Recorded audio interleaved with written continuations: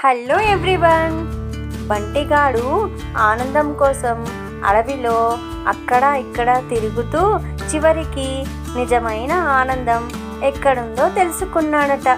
ఇంతకీ ఆ ఆనందం ఏమిటో మనం కూడా తెలుసుకుందాం రండి. Welcome back to my channel Rupa's world. ఇవాళ మనము చెప్పుకోబోయే కథ పేరేంటో తెలుసా? ఎలుగుబంటి మరియు బెర్రీలు. అడవిలో ఒక అందమైన ఉదయాన బంటిగాడు ఉత్సాహంతో మేల్కొన్నాడు. ఆగండి, ఇంతకీ బంటి అంటే ఎవరనుకుంటున్నారు? ఎలుగుబంటి. అలాగే ఈ కథలో ఇంకొక క్యారెక్టర్ కూడా ఉంది. దాని పేరు చిక్కు. చిక్కు అంటే తెలివైన చిన్న ఉడుత. ఓకేనా? ఇది గుర్తుపెట్టుకోండి. ఇప్పుడు మనం కథ స్టార్ట్ చేద్దాము. బంటిగాడు ఉదయం ఉత్సాహంతో మేల్కొన్నాడు. బంటిగాడు అనుకున్నాడట, ఈరోజు నేను ఒక పెద్ద పండుని వెతికి తినాల్సిందే అని తన మనసులో అనుకున్నాడట. అప్పుడు అడవిలో అంతా గాలిస్తూ గాలిలో పరిమళాలను పీల్చుకుంటూ ఆ పండు ఎక్కడ దొరుకుతుందా అంటూ వెతికే ప్రయత్నం మొదలుపెట్టాడు. బంటిగాడు అడవిలో నడుస్తూ ఉండగా ఒక పొదపై ఎర్రగా మెరుస్తున్న బెర్రీలు కనిపించాయి. అవి ఎంతో సువాసనగా ఉన్నాయి. కానీ బంటి వాటిని పట్టించుకోలేదు. ఇవి చాలా చిన్నవి, నాకు కావాల్సింది చాలా పెద్ద పండు అని అనుకుని ముందుకు సాగిపోయాడు. కొద్దిసేపటి తర్వాత చిక్కు, అదే చిన్న ఉడత, ఒక చెట్టు దగ్గర చిన్న బెర్రీలు తింటూ కనిపించింది. శుభోదయం బంటి అని చిక్కు సంతోషంగా పలకరించింది. ఇవి చాలా తీయగా ఉన్నాయి, నువ్వు కూడా తింటావా అని చిక్కుగాడు అడిగాడు బంటిని. వద్దు చిక్కు అని బంటి తల ఊపింది. నేను చిన్న పండ్లను తినను, నేను పెద్ద పండు కోసం వెతుకుతున్నాను అని చెప్పింది బంటి.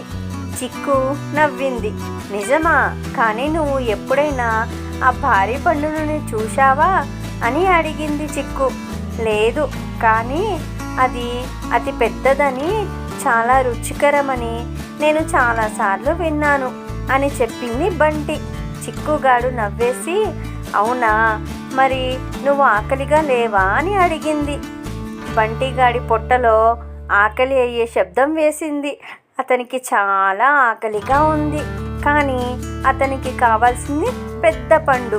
అందుకోసం నేను వేచి ఉంటాను అని తన నిర్ణయాన్ని మార్చుకోకుండా చెప్పింది బంటి.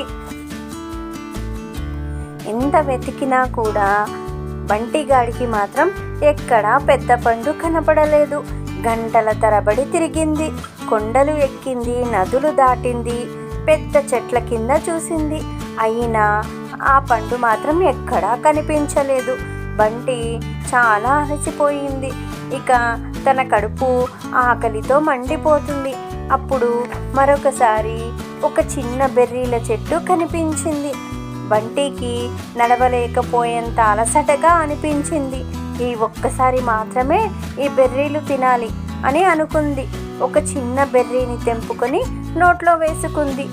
ఆహా, ఇది చాలా తీయగా ఉంది అని బంటి ఆశ్చర్యపోయాడు. అతను ఇంకొకటి తిన్నాడు. అలా తింటూనే ఉన్నాడు. చివరికి కడుపు నిండిపోయింది. బంటికి సంతృప్తిగా మరియు చాలా ఆనందంగా అనిపించింది. అప్పటికి చిక్కు అక్కడికి చేరుకుంది. బంటి, పెద్ద పండు దొరికిందా అని అడిగింది. బంటి నవ్వుతూ, పెద్ద పండు దొరకలేదు, కానీ నాకు అద్భుతమైనది దొరికింది. ఈ చిన్న బెర్రీలు చాలా రుచిగా ఉన్నాయి. నేను పెద్ద పండును వెతకడంలో చుట్టూ ఉన్న ఈ చిన్న చిన్న తీయని బెర్రీలను ఆస్వాదించడమే మర్చిపోయాను అని బంటి చిక్కుతో చెప్పింది. అప్పుడు చిక్కు చిరునవ్వుతో తల ఊపింది. బంటి, నిజమైన ఆనందము పెద్ద విషయాల్లో కాదు, రోజువారీ జీవితంలో మనకు దొరికే చిన్న చిన్న సంతోషాల్లోనే దాగి ఉంటుంది అని చెప్పింది. అవును, ఇకపై నేను చిన్న ఆనందాలను కూడా పట్టించుకుంటాను అని బంటి సమాధానమిచ్చాడు. బంటి చిరునవ్వుతో చిక్కుకి ధన్యవాదాలు చెప్పాడు. ఆ రోజు నుంచి అతను చిన్న చిన్న బెర్రీలను కూడా నిర్లక్ష్యం చేయలేదు.